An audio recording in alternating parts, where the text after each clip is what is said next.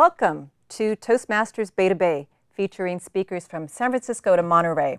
This is our monthly program showing you a mini Toastmasters meeting. Tonight we'll feature two prepared speeches, which will be followed by evaluations, which give feedback to our speakers. Let me now introduce our first speaker of the evening. She comes to us all the way from Monterey, and she's presenting a speech entitled The Agony and the Ecstasy. Help me welcome Tonya Holloway. Tonya.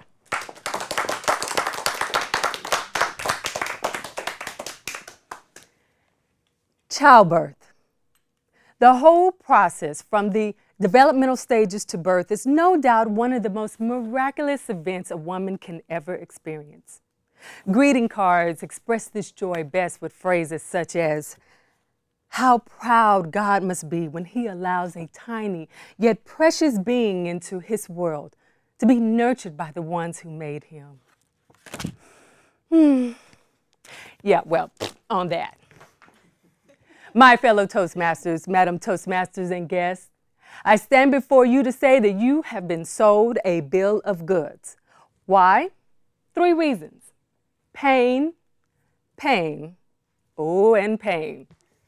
God was not proud of Adam and Eve when they selfishly indulged in that juicy piece of forbidden fruit. No, my friends. He meant what He said when He declared that women shall bring forth children in pain. That is number 1. From the time that precious little seed kicks you in the gut, signifying it's ready to leave its temporary home. Oh, you're not thinking, oh, what a wonderful experience this is going to be. You're thinking, get it out. Number 2, the pain is so bad. The idea of someone sticking a needle in your back the length of a yardstick suddenly doesn't seem like a bad idea if it's going to give you some relief. When I was pregnant, I faithfully watched those shows that highlighted a couple's journey from pregnancy to birth. Most of the time, you could bet they were going to choose some sort of natural remedy to help lower the amount of pain the woman may experience during her labor. That's cute. However, I'm a firm believer in modern medicine. I want the shot as soon as I walk through the doors. Sign the admittance papers, stick the needle in. It all goes hand in hand. That's why I never could understand when I'd hear some women say, we want to experience natural childbirth.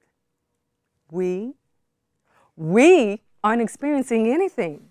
It is the woman who is going through excruciating pain while the man attempts to be a cheerleader on the side of the bed with shouts of, "Hang in there, bunny," and "You're doing a great job, honey." Oh, men, word of advice. If she replies, "Bite me," in the middle of one of your cheers, don't take it personal. Strictly baby. Which leads me to my third and final reason why I say you have been sold a bill of goods. And that is, the pain is so unbearable that no matter how comforting and nurturing your husband tries to be, insults become a woman's way of communicating. While I was in Lamaze class, my husband learned the correct way to help me breathe in between contractions.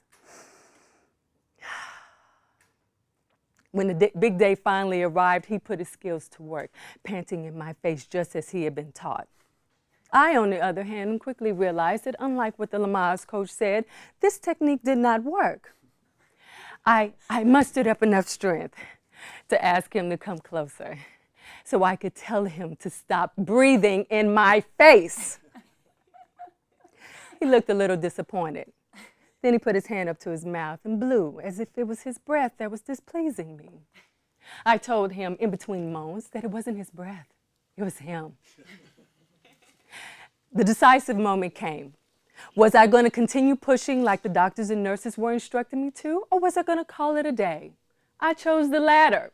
I was truly ready to unplug the cords, put on my clothes, and accept the fact that I was going to be pregnant for the rest of my life, because there was no way I was going to continue pushing. 12 hours of moaning, breathing, and sweating, and the critter wasn't even crowning. But after a couple of you can do it and one threat to call the cops, I succumbed and gave it 10 more last tries. Now, I can assure you that there will never be another earthly being entering this world through my body. However, I will admit, the hard work does pay off when the first cry of life is heard. Emotions are overwhelming, and words cannot express the amount of immediate love both parents feel.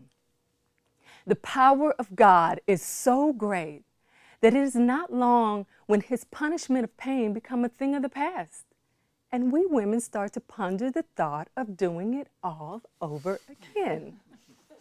Or in my case, again, and again, and dear God, again? Madam Toastmaster.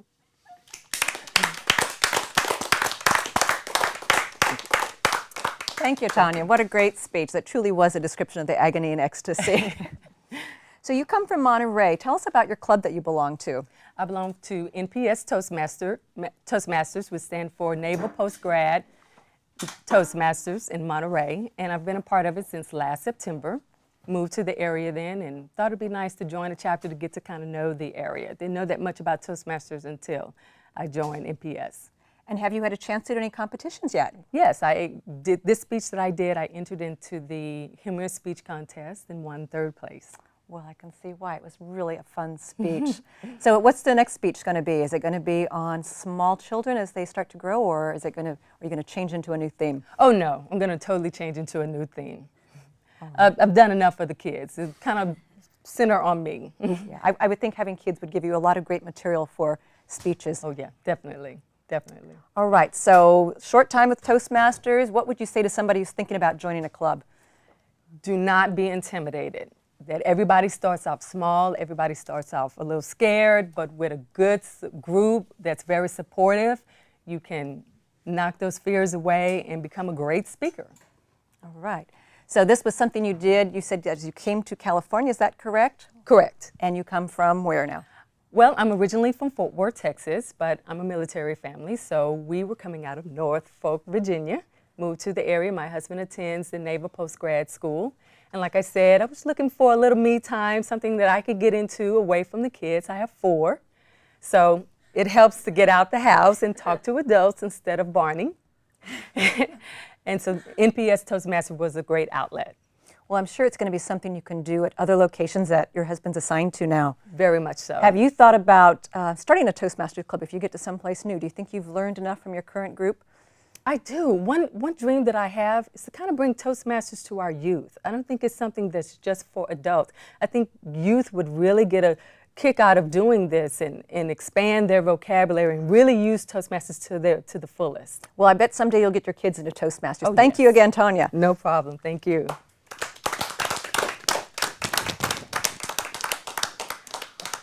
All right, so now we're going to have the portion of the meeting that's called an evaluation. And this is where the speaker gets feedback from a fellow Toastmaster. And tonight we have a very experienced Toastmaster to provide this feedback. He's someone who's been a Toastmaster on and off since 1989. Help me welcome Carl Nail.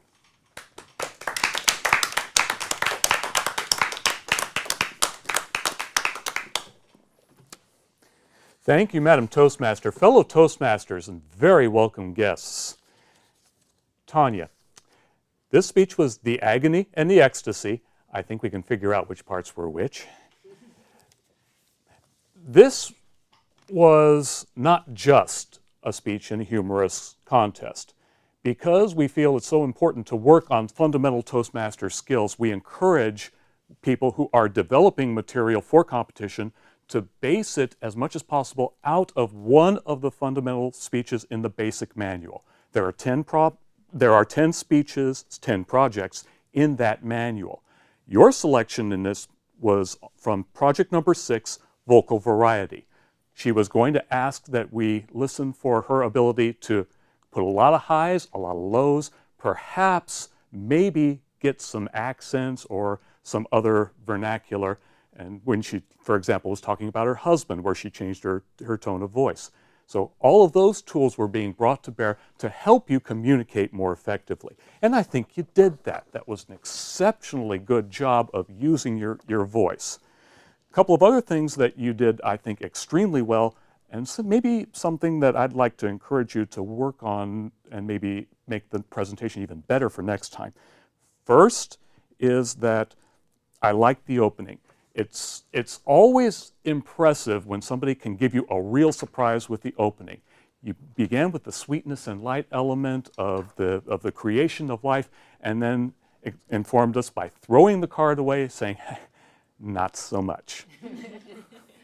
And in fact, you see what I'm doing here when I'm saying, not so much.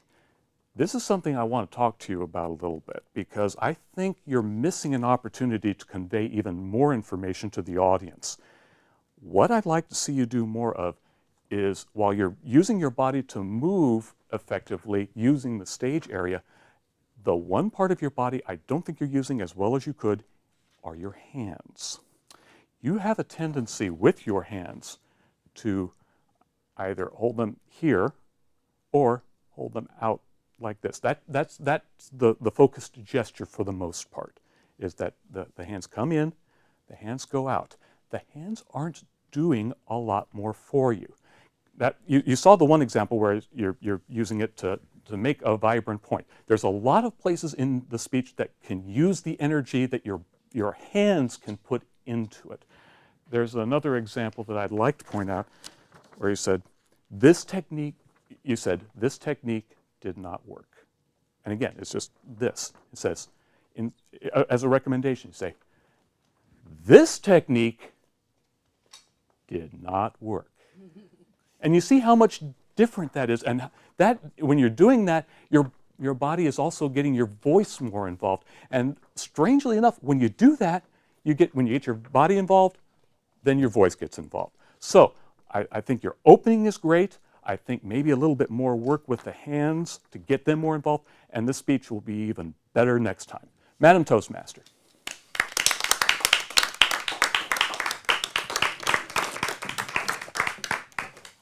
Thank you, Carl, for that wonderful evaluation. Lots of good tips for Tonya. We now are going to have a special treat for you. It's going to be an excerpt from an actual Toastmaster meeting.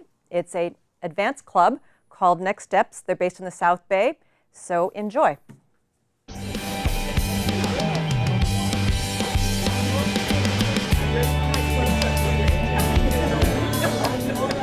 At Next Step, we believe that anyone joining our club would like to take themselves to their own personal growth and to a higher level than what they're at. This is a person that's seeking to go higher in their advancement of speaking. Basically what they're looking for is a little bit more of a tougher standard. Evaluation is what helps you get to a higher level of speaking and leadership. When the speaker comes in and says, I want to be good enough to win international contests, we give them the honest, direct feedback on what we believe will take him to that level. Before the speech started, I asked Vani, so now what do you want out of this? Why are you repeating this, and what do you think are your strengths and weaknesses? So he gave me his impressions, and I promised, okay, I'll do my best. And here's what I observed in his speech. So that's the flip side to that would have been the structure, where it lacked a clear beginning, a body, and the end. I heard a lot about you, I learned a lot about you today, but I thought that it could have a really clear, concise. What I really liked about your speech was the stories came from your heart. The story about your sister, the story about your Toastmasters journey, as I would have expected from a competent speaker like yourself. But the reason why you're here is to help you get to the next level. So I'm going to share with you a few things that I hope you can use in your next speeches. The very first line, very first opening. I thought that you had some really good statistics. What I was missing a little bit is the personal connection and some stories. So I thought personalizing that a little bit more might have drawn us all in a little bit. You spent a lot of time identifying the problem, but I was missing a little bit more on the solution. Have you watched American Idol? Yes. Well, I'm going to play the part of Simon, so buckle your seatbelts. You have to be able to accept the input, and it's genuine, it's sincere, it's how we feel when we hear your speech, and sometimes our perception of ourselves is not exactly how the audience views us. So the main ingredient is being willing to accept the input to become better. So take those and tie it into this message that you want to deliver to us. Try that next time, and I think the more you're able to do that, it can be a little painful at times, but it'll be worth it to the next level. But otherwise, I thought you're at the right place to help get to that next level. Madam Toastmaster.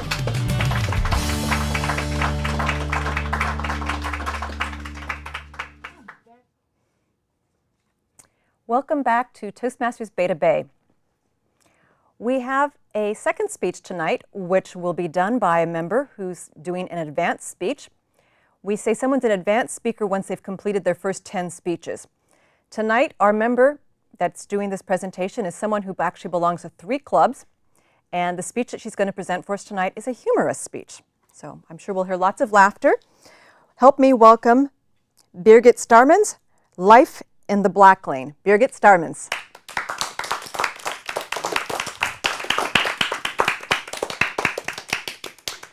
Hurry up and wait. Well, that's a phrase that's typically associated with the entertainment industry. No. This is actually a phrase that should be associated with the airline industry, especially going through security. Now, I recently went to the airport, as I do almost every other week, and the normal thing happened. I'm walking in, I see a really long security line. I still have a bag that I need to check. So I start walking a little bit faster. And then here I am, and there's a line. And somehow, never get behind me in line. I always seem to be behind the person that is booking their travel for the entire next year. Or they've got some other horrible problem about a flight that has nothing to do with today. And I'm waiting, and the 45-minute cutoff is about to happen. And I finally get my bag checked. Well, now I have to go back to that security line. I run because I saw that huge line earlier, and now I have to make a decision. There are 3 lines that I can choose from. There's a green line, a blue line, and a black line. Now, the green line is for the slow travelers. Now, I thought green means go. I never understood that until I went to Salt Lake City, where green is the bunny slopes and skiing. So green is actually families and special assistants. So you've got all the little kids, and they're trying to climb through the x-ray machine, and you've got all the parents that are trying to grab the kids, grab the diaper bag, grab the formula, grab all these things, and keep these kids in check. Not my line. Let me try the blue line. Turns out the blue line is for the casual traveler. Casual travelers should know exactly what's going on in these lines. They should know the regulations. So here's a woman that punched by me. Here I am, taking off my shoes, as we all must these days. And here she is, in a fur coat, with her bag, pushing by us. Well, this happens a lot. Travelers are late a lot. She goes in. Oops, forgot to take off the coat. All right, not so experienced. Casual traveler, operative word. She goes through again. Oops, forgot the shoes. Goes through again. Excuse me, ma'am. Apparently she hadn't read the regulations. Full bottle of shampoo in her bag. Where's she been the past few years? Well, anyway, this casual traveler definitely needed some remedial lessons in traveling. I'm thinking, no, I travel every other week. This is not my line. My line is the expert traveler. We're going down those slopes. So, here we are. We've all got our laptops already in place. We're all running. While we're carrying the laptops, while we're carrying on a phone conversation, we're still managed to get those Ziploc out of our bags and drag everything behind us. And I can tell you from personal experience that if you are on a phone call and you put your phone through security, guess what? Phone call's still there. Don't tell the TSA. But then, well, here we are. I put everything on my bag, take off the shoes, my jacket is in there, there's my laptop. Well, excuse me, ma'am. And I'm thinking, I have no bottle of shampoo in my bag. I've done everything right. All of my equipment has gone through. I've taken off my shoes, my jacket is in there. I've done everything right. No belts. I don't beep going through security. I'm wearing my glasses, not contacts, because the air is so dry. I've done everything right. Not even jewelry. I don't even know what time it is. I thought I was doing everything appropriately. No, no, no, no. Do not wear voluminous clothing when you are flying. And I quote, that's exactly what they said to me. This is voluminous clothing. So they said, well, first of all, I had to take off my jacket. Now, if this shirt did not have a zipper, this would just be a normal shirt. But no, I have to back up and I have to take this off as if it were a jacket. Now, what I wear underneath, some people would actually refer to as underwear. Thank goodness I actually refer to it as a tank top. That makes things a lot easier. So then here I go again. Whoops. Okay, now this voluminous clothing, I always thought that it would be easier to hide things in jeans for some reason, because jeans have a lot of pockets. You would think, no, no, no, no, no. All of a sudden here I am in this skirt and I get pulled aside. Then they said, well, there's this compartment over here and you can go through and have those air blowers blow at you. And I said, well, that's great. Wait a minute, my stuff is over there. I'm not going all the way back there. My stuff has gone through. Those are all the airplane scams from years ago, right? No, no, no, don't want to do that. So they finally let me through security, going very carefully. But then I have to step aside and wait to be patted down. There's no female agent. There's still no female agent. At this point, I'm seeing my flight leave in my head. No, no, no, no. So we finally get a female agent so that she can pat me down. Yeah, in that time, I actually offered to take the skirt off. I mean, it's just, if I have to take the jacket off, might as well take the skirt off, right? No, apparently they didn't like that at all. So I finally get patted down, and I finally get back. Phone's still going. Sorry, was on mute. And then I finally get to pack up everything, and then I get to charge to the airport. So it just goes to show that even if you are an expert traveler, and the black lane in the airport is the only black lane I'm ever going to be in, I'm a horrible skier, but it just goes to show that sometimes you still have to be careful and be prepared for those moguls. Madam Toastmaster. Thank you, Birgit. I love that speech. That was so creative with the use of the tap. Now, I know that you're a tap dancer from way back. How long have you been doing tap dancing? I'm not going to put a number of years to it. I was 7 years old when I started. All right. And how long have you been a Toastmaster? I've been a Toastmaster for 4 years. Okay, well, that's a very nice job of combining the two. Which club do you belong to for your Toastmaster activities? My home club is SAP Toastmasters, and I belong to 2 advanced clubs. One is Next Step, which you just saw, and the other one is Evening Stars, which is newly chartered in San Francisco. Now, why would somebody belong to more than one club?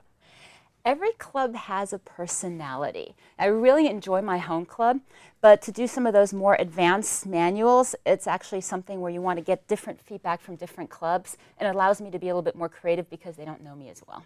Well, great job. Thank you again, Birgit. Thanks so much.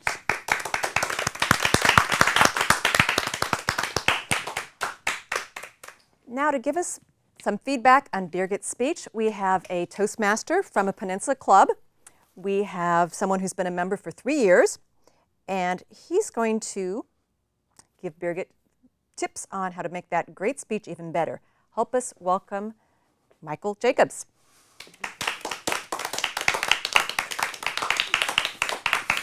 Thank you, Madam Toastmaster and colleagues, and especially Birgit. I loved your speech.